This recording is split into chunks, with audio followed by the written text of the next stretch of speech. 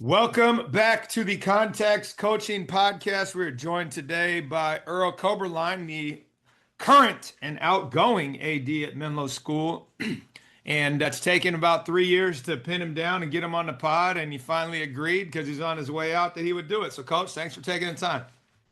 You are persistent, Justin. Very persistent. I give you that. Well, that's Happy what to it be here. takes. That's what it takes sometimes, right? So let's dive in. Take us through your background, Coach. How'd you end up at the high school level? But we got to go back through the college career and the post high school career, all the way back to you were a high school student yourself running around. Let's start there. Sure. I grew up in San Jose, played at Bellarmine. I was West Catholic League. I was a basketball player specifically. I dabbled with the track. My junior year, I high jumped to cross train, and then I played baseball my senior year.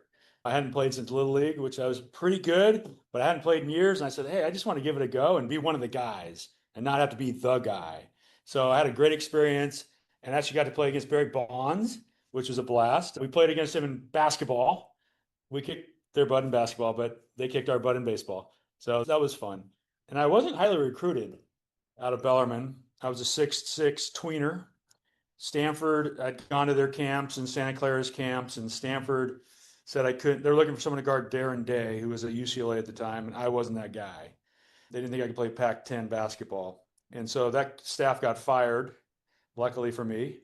And then Tom Davis came out of Boston College and brought his staff. I was playing in the spring of my senior year. I hadn't signed anywhere. This is before the early signing. I didn't know where I was going to college. I played in an all-star game at Bishop O'Dowd in Oakland. And Tom Davis and his staff came out all in their suits and ties and came and watched me. And lo and behold, somehow Stanford still had a scholarship left. He liked what he saw. They offered me a scholarship. I ended up starting for 4 years at Stanford. I love that story where, someone told me I couldn't do something. I'm like, I'm going to prove you wrong. So I worked hard and my dream came true of playing 4 years of ball at Stanford. I actually played a year professionally after that in Australia. And after that, I came back. I did commercial real estate for a couple of years. Hated it. Hated sales. It wasn't for me, but it was a good trial and error. I tried it. Everyone said you'd be good at it. You make some money. I tried it, hated it. And then I said, what do I want to do with my life? And I said, how can I make a career out of athletics? I love athletics. I love the competition. I love the mindset. I love the passion. How do I make a career out of it? I started doing part-time gigs. I worked at the Palo Alto Recreation Department doing their field reservations and adult basketball and softball leagues. And I worked at Menlo Park Recreation doing their youth basketball leagues. And I worked at a golf course as a starter. And then I went at USF, San Francisco, to get my master's in sport administration at night.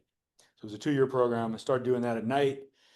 I got a call from Mike Montgomery, who was the basketball coach at Stanford. He had a part-time gig, the precursor of the basketball ops position. So he hired me part-time to do that. I kept the Palo Alto gig, and I was doing that for a while as I finished up my degree. And there's two things I did in my career that I always tell people that you got to make breaks for yourself. Don't ever assume people know what you want, and come up with a solution, and it'll help you out. So I'm working part-time at Stanford and finishing up my degree. I'm running Mike's basketball camps. I'm doing director of ops things. I'm doing community outreach and some fundraising and marketing and what have you. And I go to him and I said, hey, at the time, his camp was outsourced to US Sports, and they're taking 15% off the top. I'm doing all the work. They did the payroll and they did some marketing. But when someone called them about their camps, about the basketball camps, they're going to say, yeah, it's basketball camp. Whereas I say, hey, this is what you're going to learn. At 8:05, you're going to do this drill. At 8:10, we're doing this. And I said, I'll guarantee your numbers are going to go up because his numbers were going down because I'm going to respond to everyone within that day. So all you need to do is incorporate, and that money you save, why don't you pay me? So he bought off on it. He incorporated. I became full-time, and our numbers went up, made him some money, and I got into a full-time gig at Stanford. So I did that for 3 years, and then another opportunity came up. We had two associate athletic directors or assistant athletic directors leave at the same time. One oversaw the golf course, men's basketball, and a lot of the business side. And then another one oversaw sports and championships. And so I go to the AD and say, hey, here's a great opportunity. Have someone, just a business background, do all the business stuff, the income generation, have someone else oversee basketball and these sports and championships. Because I'd obviously worked close with Mike Montgomery in basketball, and I'd been volunteering to do work with the championships that Stanford hosted as part of my, I guess, part of my master's in sports administration project. So I was doing all that, and I had a relationship with the coaches, and so he bought off on it. So he hired a biz school type person to do the business side, and ended up hiring me to do the assistant AD championships and overseeing sports. So that's how I got into the main administrative side, and I worked doing that for another 22 years. The interesting thing with that too is I always tell people, like, don't ever assume people know what you want to do. Because I had talked to him, the AD at the time, it took 3 times having conversations with him saying I want to be an administrator.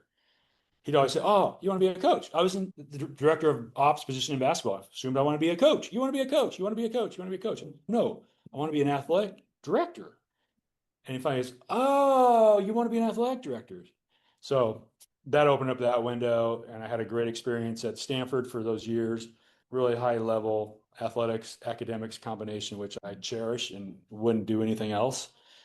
Until this opportunity came up at Menlo, I was getting a little worried, to say the least, about the college realm with the NIL, the pay to play, the transfer portal, conference realignment. It's a crap show. I had no idea how bad it was going to get, but I was worried about it. And so I didn't see myself enjoying that or fitting into that because I signed up for college athletics, not professional athletics. And interestingly enough, on the senior staff, for most of my years, I was in the majority in decision making. We were making all decisions based on what's best for the student athletes. It switched towards the end of my career where all the decisions were made for business. Now, it was always a business, but we still had the student athlete's best interest in mind. It changed, and that wasn't sitting well with me. I was in the minority, and it didn't feel good. And so I always wanted to be, I thought in my career I'd be a high school AD at some point. This kind of fast forwarded that, and the Menlo position came open. I took a look at it, and I was blown away by Than Healy, the head of school, and the culture they have here, and the opportunity. And so I took a flyer and did it. It was a great move for me personally, and I've enjoyed every minute. And it'll be interesting to hang up the shoes at the end of the school year. Love all of that. How many years you been at Menlo now? This is my 8th year. 8th year. Okay, so we did 22 at Stanford, 8th year at 25 total. I did Yep. 25, 3 in the basketball and 22 as administrator. Okay. 25 at Stanford and now 8 at Menlo. Perfect. All right, I'm going to go back in time here. You played professionally in Australia for a year. Where was that? I played outside of Melbourne. Okay, got it. We were there last summer, and I was there the summer before. So I'm always Yeah. curious when people are telling their Australian tales. A club called Kilsyth, the Kilsyth Cobras. There we go.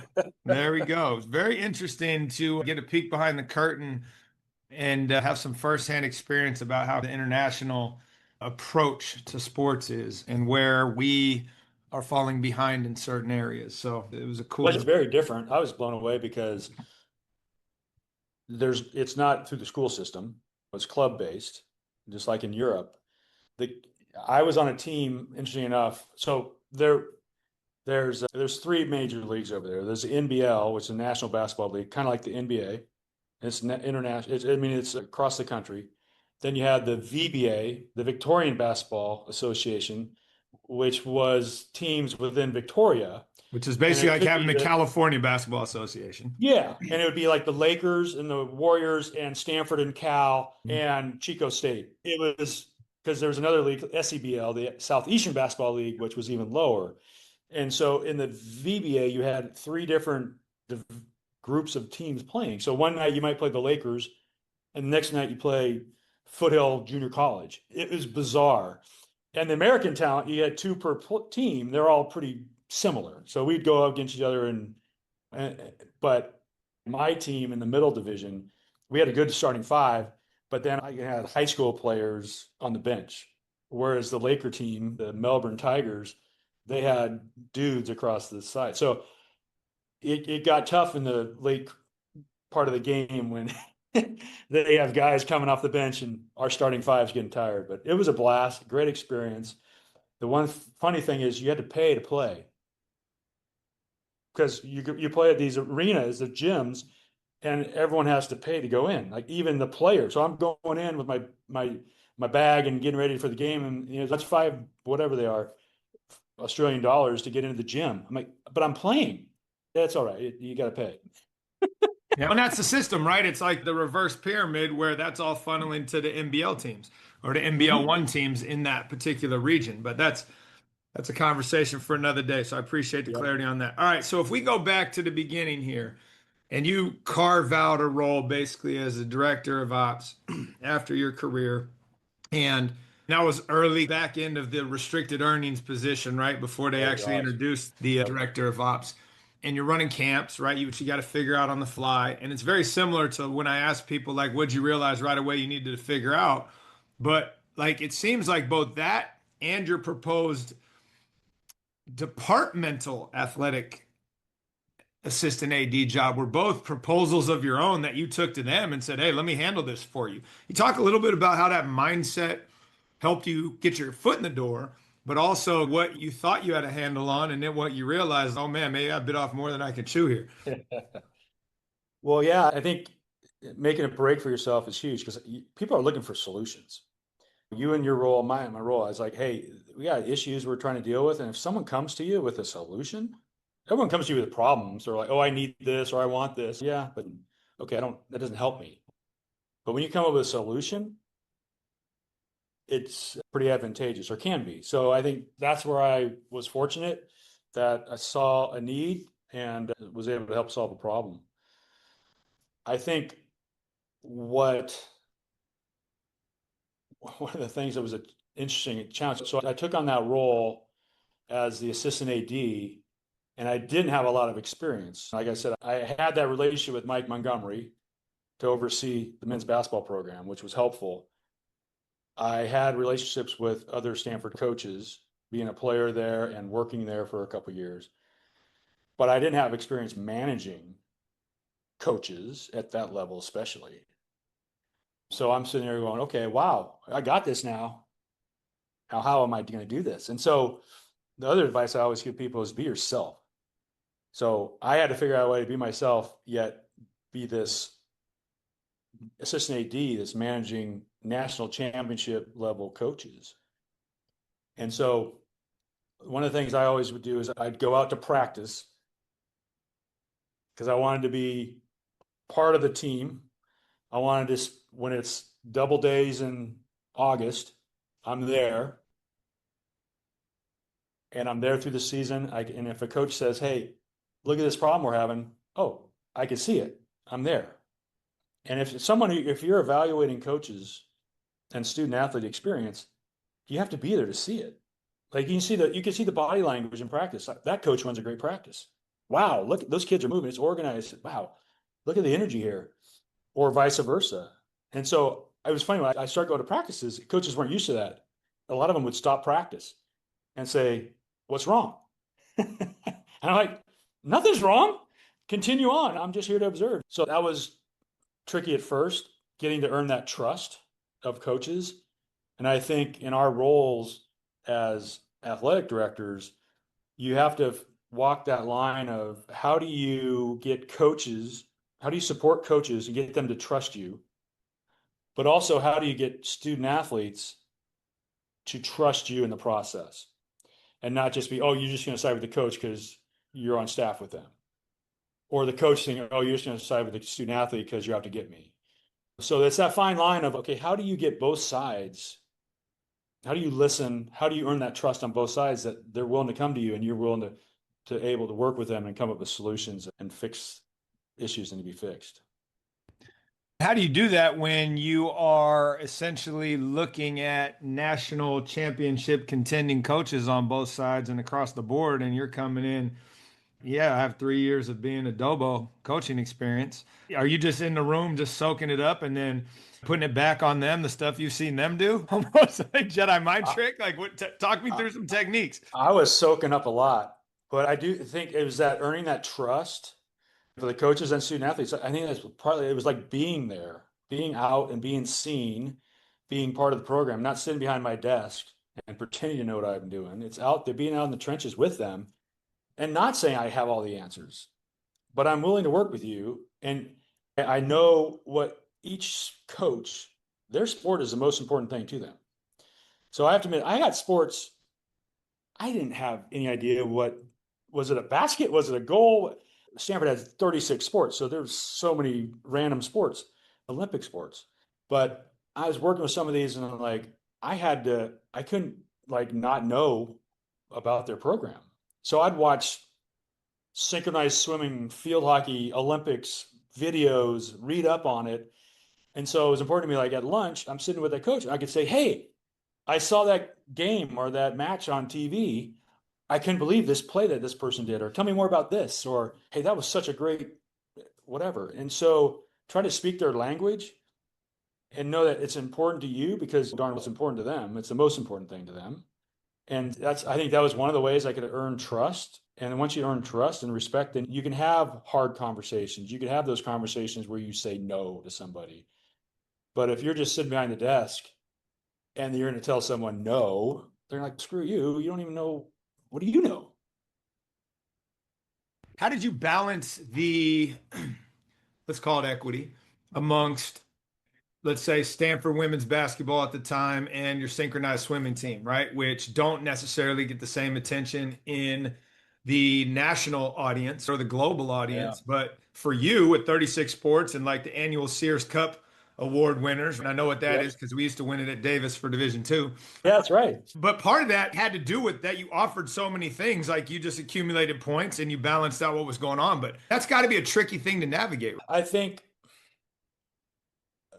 I had some great athletic directors at Stanford. Were great mentors. I had Ted Leland. I had Bill Walsh for an interim period for a year, and then Bob Bowlesby and Bernard Muir, and they were all great. I learned so much from all of them. I think they did a great job of like, everyone's important, but football's got to win. Football pays the bills. And so if you're the water polo coach or the synchronized swimming coach, if football's not winning and we can't pay the bills, we can't pay you. We can't pay your recruiting budget. We can't pay your scholarships. So everyone understood the golden goose was football. But beyond that, I think it was important to treat everybody like, okay, we're not going to treat them equally, but we're going to treat them fairly. So what do you need, coach? Now, yeah, you're not going to have football's recruiting budget, but what do you need to be successful? And how do we get there? And the coaches were very reasonable. They understood. And synchronized swimming, the whole idea, the whole goal was they had everything they needed to be successful. Wrestling, even though wrestling, for example, wrestling didn't have the full allotment of scholarships. So for people that know NCAA, there were, it's so different now, but there were scholarship limits and Love how it was you're up to trying to school. explain this when the goals Yeah, move forget it. every day right now. Yeah, forget it. No, but back in the day, there were max numbers, and the school could choose whether to offer those full scholarships, those amount of scholarships. And so wrestling, we didn't. They're going into matches with one of their hands tied behind their back, so to speak. So with a program like that, we didn't treat them the same as far as our expectations weren't the same. We weren't expecting wrestling to win a national championship, but we wanted them to compete for Pac-12, Pac-10, Pac-12s at the time, or maybe an individual one of the 10 compete for a national championship and have a great experience ultimately. There was a little bit, expectations were changed a little bit for sports based on what resources they had. Sure. How would you say that your experience at the college level doing this management piece transitioned when you came to the high school, right? Obviously, athletes want to be athletes. We can draw whatever generalist through line we want, but college and high school, especially at a Stanford, is going to be different. What are some of the things that translated well, and what are some of the things that you were like, hold on, I got to hold up in the office here and figure this out? I think one of the biggest things I worried about and people worried for me was like you're going from a Stanford where your teams are on ESPN almost daily and you're competing for national championships and you have Olympians and it's just the high level and you're going to a high school. And ironically, I get here and we have a girl on campus. So I get here in May.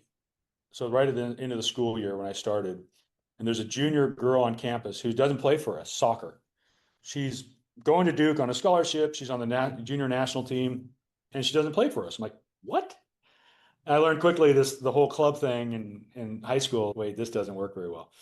So anyway, I oversee Stanford soccer programs for the whole 22 years, boys and girls. And so I have a pretty good knowledge of soccer and hired some great coaches at Stanford that are still there, winning national championships, which I'm very proud of. So I strike up a relationship with her and conversations, and she wants to play, but she feels she can't. I'm like, how can you not play? You got a scholarship to Duke already. And anyway, she noodles it over the summer and in the fall. She says, I want to play. I'm going to play. I'm playing regardless. Great. And when I met her, she was sitting by herself, studying, a loner. She joins the team. She became like big person on campus. She's sitting at lunch and she's got 12 people sitting around her. And she just came out of her shell because she was dominant, but she had fun in the team environment. She was playing with her friends. And she was a great leader. She wasn't like she got hurt and missed a couple games, and we're down to. I remember we're down 2-0 in a game at halftime, and she's out there pumping up her teammates. She could easily said, "Oh, see, I'm not playing. Of course you're not winning. You need me." But she's out there pumping them up, and lo and behold, we come back and win 3-2, and she's running around like crazy, so happy for her teammates. And it was just such a great sight to see. And she went on to have a great college career and played professionally. And she comes back and says, that was the best experience I ever had playing high school soccer. And so my point is it's relative. So yeah, I'm not having Olympians per se, but I was lucky enough to have this. She was a Gatorade High School Player of the Year and went on and played professionally. But it's all relative because I get the same joy out of watching high school students achieve and at a different level, but you get the same thing. You see a kid who works hard and all of a sudden they're competing, they're making the team, or they're starting, or they're all league, whatever their goal is, whatever they accomplish. You see that. And it's so cool to see because they're achieving something they've dreamt of or wanted to achieve. So it's relative. I've replaced that. I'm working with an Olympian to I'm working with an all league player who's going off to college to play and having a great time. I would imagine you're also on the earlier end of education in regards to working with that specific athlete, where she said, I didn't feel I could. And you get to shine a mirror and a light on that and be like, what are you talking about? Yeah. These people over here that are competing for national championships would push back on that narrative. So, how did we get to this place, coach? And what have you been able to do, figure out? What talk tracks have you been able to use with people to get them to stop drinking the Kool-Aid of the youth sports industrial complex that is the $17 million behemoth that has convinced these people that I truly believe they just don't know any better. That, They're scared. They yeah, figure they have to do that. right. And they want to do what's best for their child. And that's what they hear. It's best for their child is push them down this route. It's tough because we don't win everyone. I think we win a lot. We get a lot of kids that want to play high school sports, but I have 3 girl soccer players this year. They're sophomores that aren't playing for us because they feel they need to go focus on soccer and get recruited through the club system. That is frustrating. So we don't always win.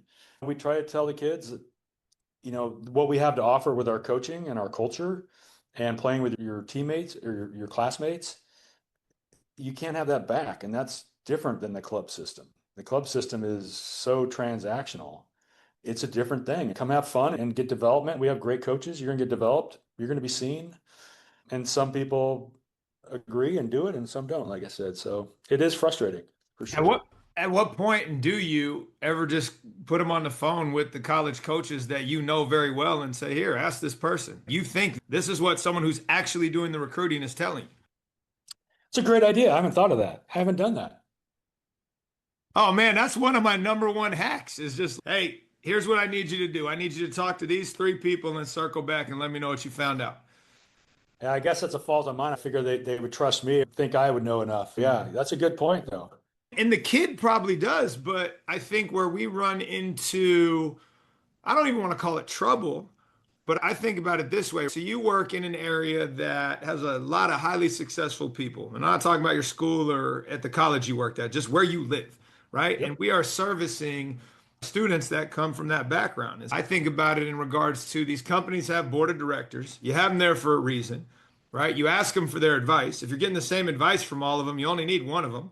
So who's in your personal board of directors and how are you asking them these questions? And then you find your truth within. But what I think happens, especially in places like ours, we have people that have achieved a certain amount of success, and a lot of times it's bootstrapping it and working hard, and they think they can do it on Yep. their own, so they don't even think about asking for advice from somebody that might know. And I don't think it's personal. I think it's just they've never approached it that way.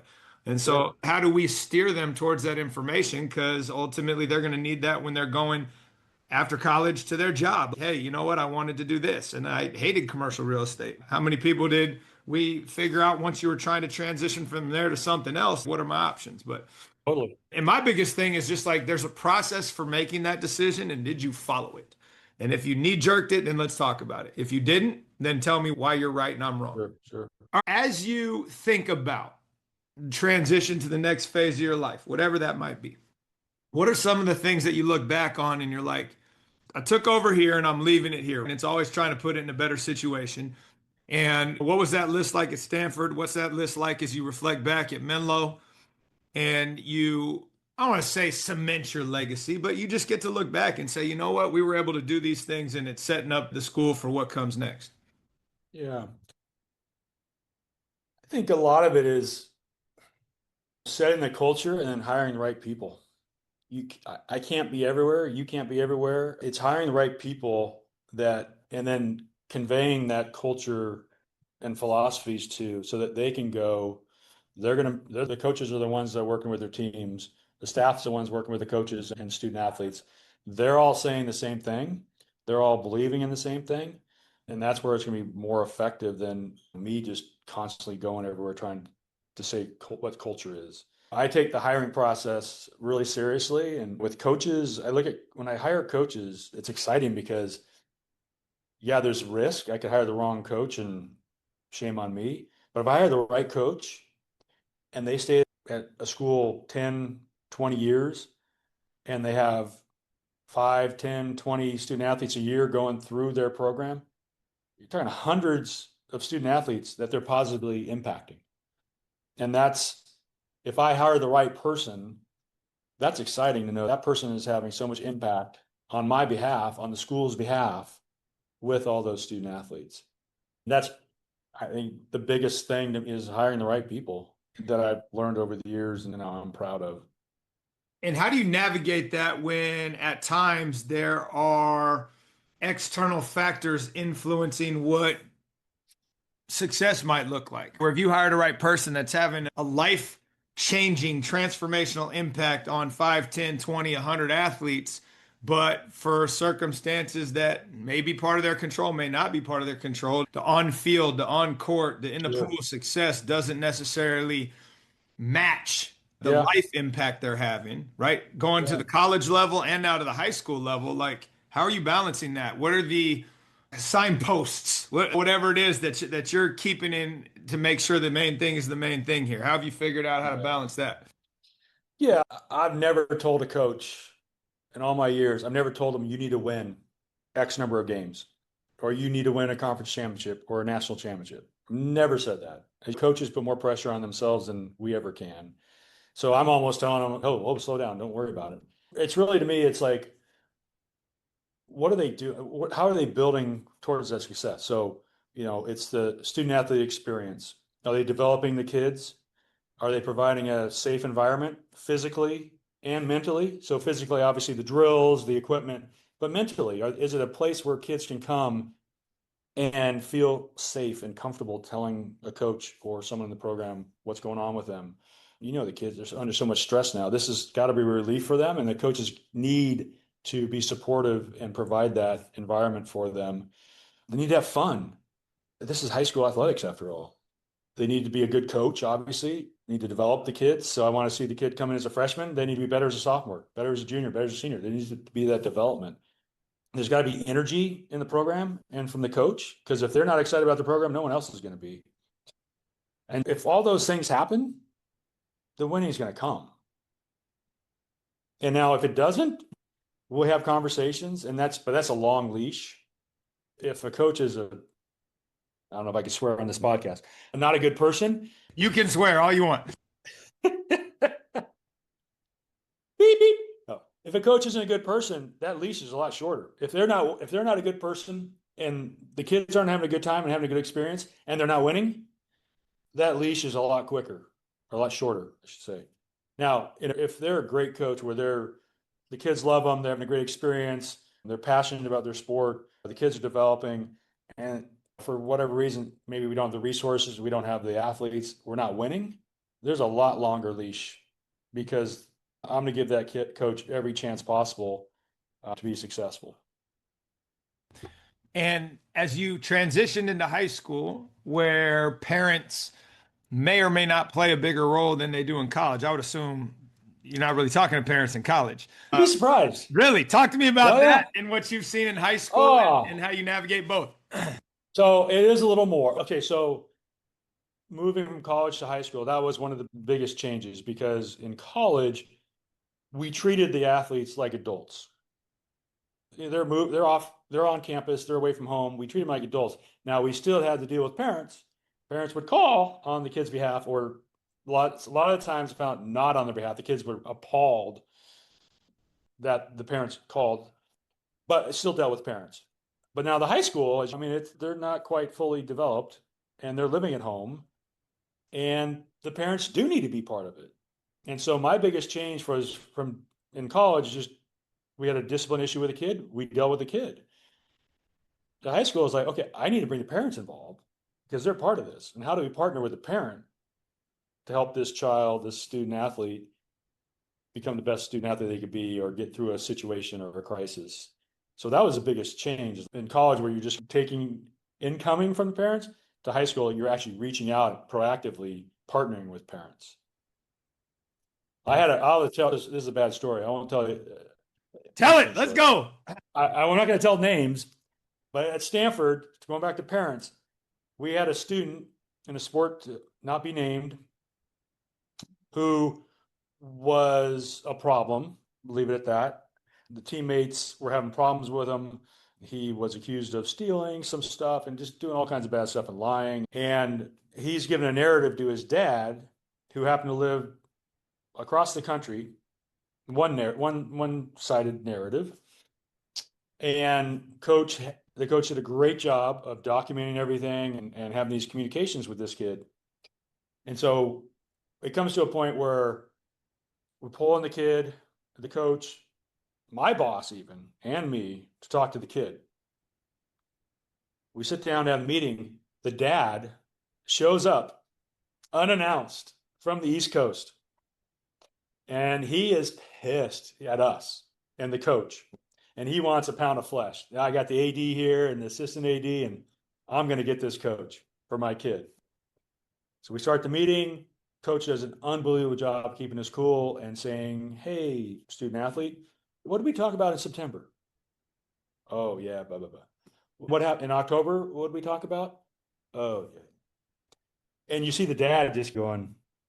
So into the meeting, long story short, into the meeting, instead of wanting the coaches behind, he's grabbing the kid by the ear and pull him out of the room like, we need to talk, son.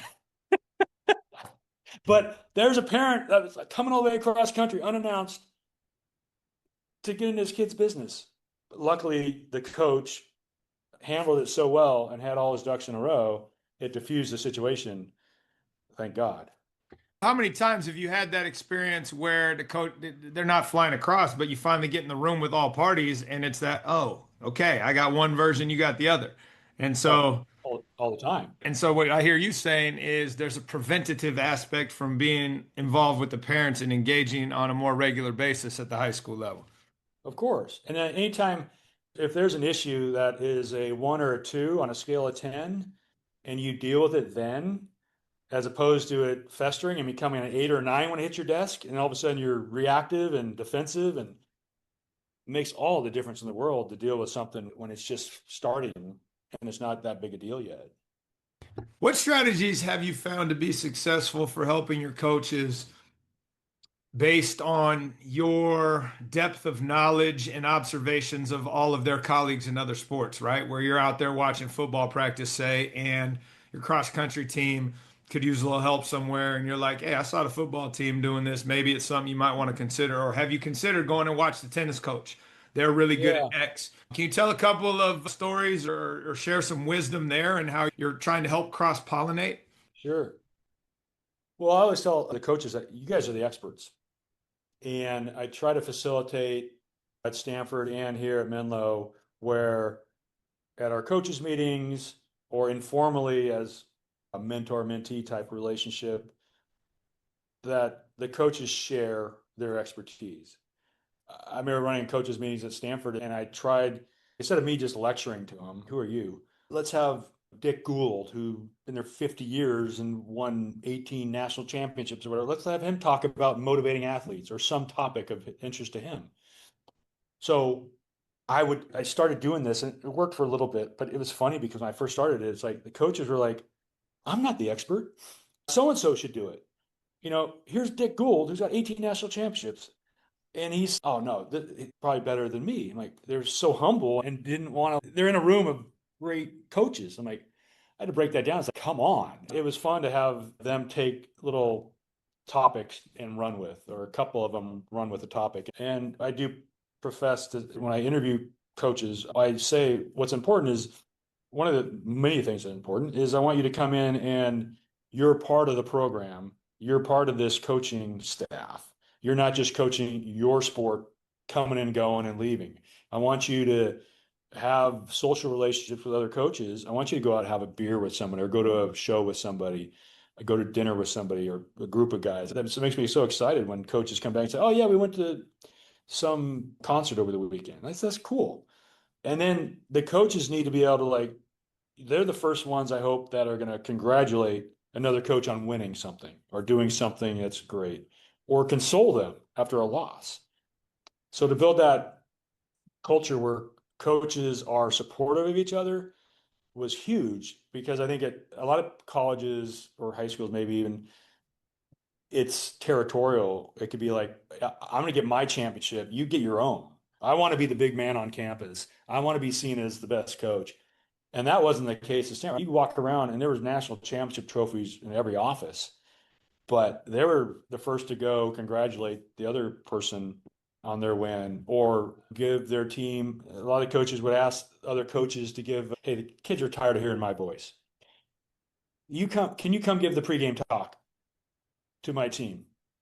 I know you don't know basketball or football or baseball, whatever it is, but just talk to my kids about their effort and going out and winning or whatever. And coaches would do that and they'd want to do it for each other. And I thought that was such a great environment. It wasn't, I got mine, get your own. It's like, I got mine, but how do I help you get yours?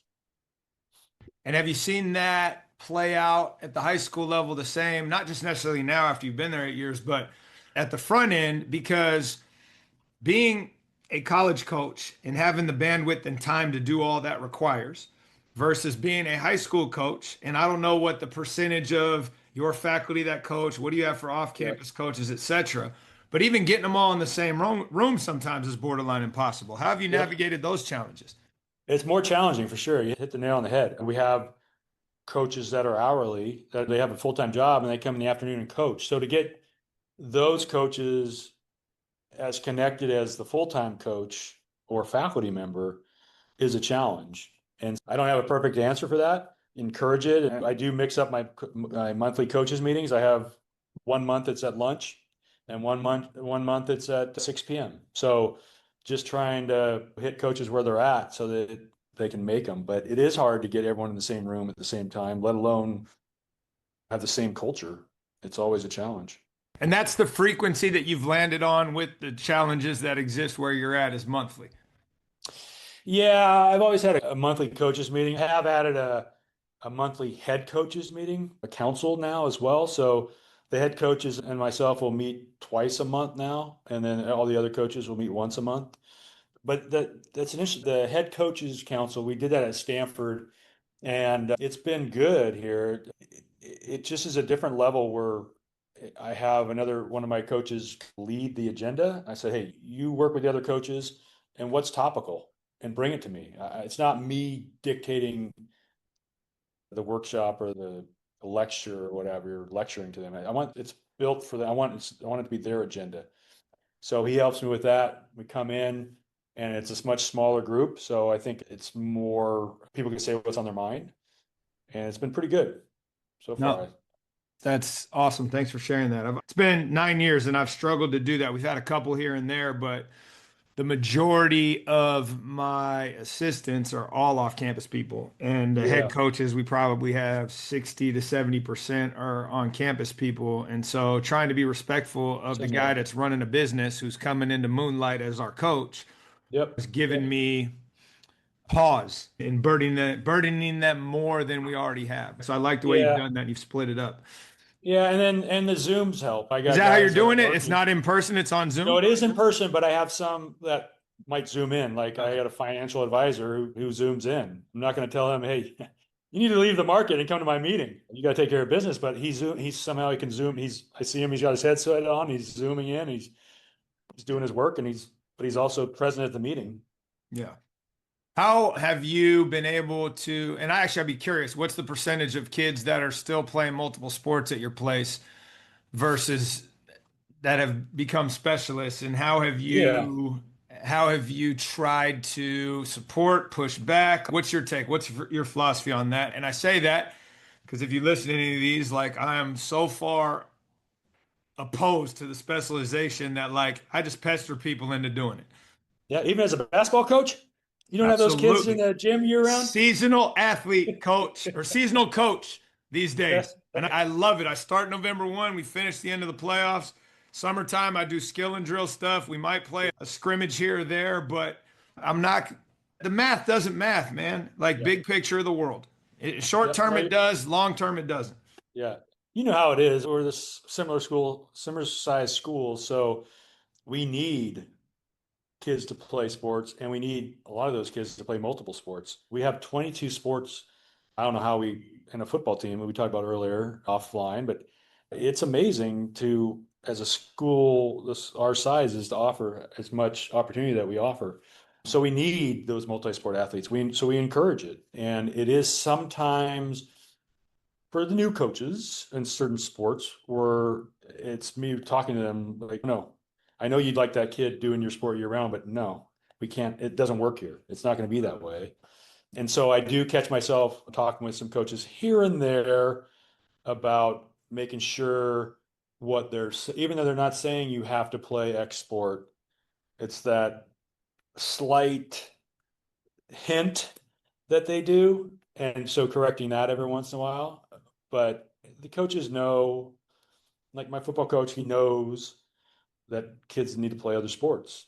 And he'll go to those games and watch. And our lacrosse coach will go to the football games and watch the lacrosse kids playing football. And so I think it's a healthy environment where the coaches understand that we need the multi-sport athlete. So 80% of our kids play sport. And I think about half of those play multiple sports. Got it. Love So that. we got to make it work for them too. Not only encouraging them when football goes into playoffs and those basketball guys aren't coming back, they're missing a few weeks of practice. You got to accommodate that. So as a Mhm. coach, how do you do that so they're not feeling like they're giving up something, they're missing out? It's a And the other thing double. we try to do is for JV programs or freshman programs, let's finish those as soon as we can so they can move on to their next sport. There's no playoffs, so why extend the season? Let's not have a non-league game after our last league game. Correct.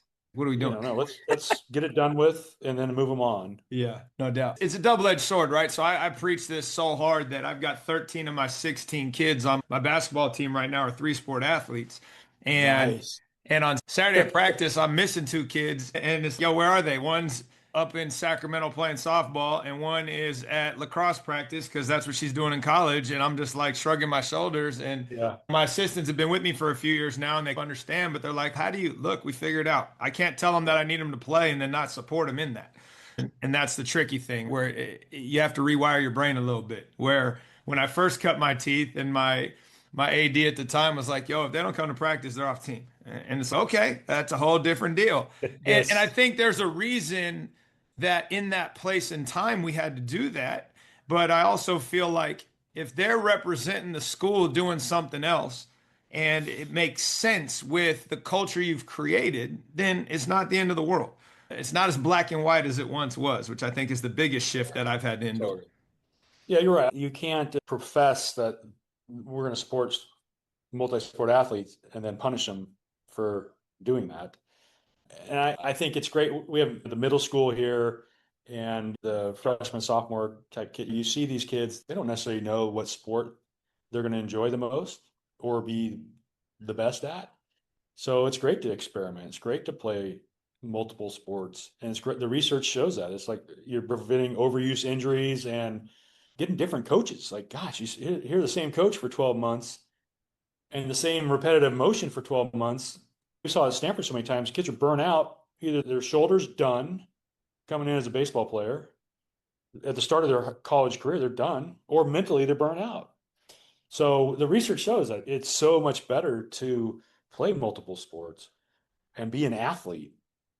But if I don't do this every day of the year, coach, I'm not getting a scholarship. So I laugh now. I'm like, you ain't getting one anyway because all the transfers are taking them. So you're just trying to Oh find a my spot. goodness.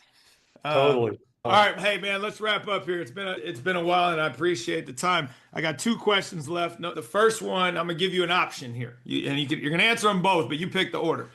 So the first one I usually ask about is what's something you've recently changed your mind on? Because we live in these echo chambers and because everything's so polarized, nobody's really being encouraged to look for dissenting voice anymore. It's just like, how do I validate how I feel and what I believe in? So I'm always curious. It doesn't have to be sports related. It could be family. It Mm, can be like how you navigate your business life, whatever it is. But you know what? I purposefully used to believe this, and I have enough evidence now where I've shifted to this, and here's where I'm at. So that's one. What have you changed your mind on? And the other one is in your 30 plus years of athletic administration. Do you have one, two, a handful of stories about failures you've encountered that have been transformational in your growth and allowed you to find success on the other side? Because that's what sports is about anyway. But I'm always offering, we got young, inexperienced people who are getting into coaching, who are new to athletic administration, and they don't understand that the way that you grow is by burping things up and screwing them up. You're not gonna bat 1,000. And so I like, especially people of your stature and ilk and experience. It's like, yeah, let me tell you this story because it humanizes that absolutely. experience, right? It makes people feel that they can fail and make mistakes and survive them. So those are the two. You decide the order. Okay. Justin, I've never failed, so I can't answer that one. There you go. No. You and me both. How about this? I'll answer them both with the same, well, I'll answer them both together. All right, fantastic. I think I've learned, so, see, it's all jumbled. What I've learned is to be vulnerable. Okay. And I think that's through failure. And don't shy from it. I know when I was young and at Stanford and probably when I first started here too, is I have to know it all. I can't make any mistakes. I have to be perfect. And I realized I'm not going to be perfect. And I think if I can show my vulnerability to my staff, like I don't have all the answers, but I'm willing to work with you or whoever to figure it out, or let me get back to you on that. It's been really uplifting for me to not have that facade of that I'm perfect, that, hey, I make mistakes, but I'm going to do my best to rectify it. And so being that vulnerable and like say that I don't have all the answers has been great for me personally. And I'd recommend that to people to show vulnerability. I think our coaches show vulnerability with the kids goes a long way too. Earn that trust and that respect and that, hey, you're a human. You're not just this God figure. You're a human. You have family, you make mistakes. I can relate to you better. So that's what I'd say on that one. So do you have a story of that being played out in practice? And not the physical practice Wow. of a sport, but like where Yeah. hell, it took me 5 years to learn that over here in this spot. And here's the moment when it happened. You're getting personal now. No, I just in general, I think I know with my direct staff, I'll be in staff meetings and I won't say, oh, make up an answer or pretend I have an answer. I'll just say, hey, I don't know that. What do you guys think? Tell me what you think and let's talk it through. Because I don't have all the answers. Love to hear your thoughts. And that's the approach, right? I think when I first started teaching and would get asked a question, I wouldn't say I would make something up, but I would definitely try to show up as if I did have an answer that I didn't. Whereas now I don't know. Let me get back to you. Yeah. Let me figure that You're out. then quick on your feet. I'm going to come up with something. Yeah, for sure. And all that does is it paints you into a bigger corner, right? It's like the old parenting adage or educational adage. It's, if you just tell the truth, you never have to remember anything because you were That's there. true. Versus That's you true. tell some sort of story. Now it's, wait, what did I say the last time? Let me try to remember that. But no, but that's That's great true. advice. That's great advice. All right. Any last parting wisdom as you ride off into the sunset? I know you got 5 months, but you and I talked briefly about what it's feeling like.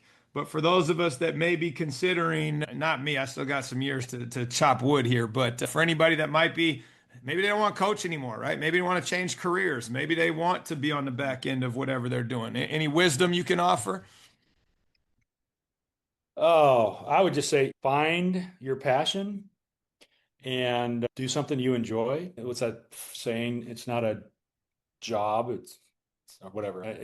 If you take it as a job and it's like you're getting up and you're like, oh, I gotta go to work, that's not sustainable. So find something that you're passionate about, something you enjoy, something that you get excited to get up for work. I'll guarantee you when I was doing commercial real estate, I was not excited to get up and go to work. And I was like, that's what I got to pivot. What can I do? Yep. And what's my passion? And I've been lucky. I've had a great career.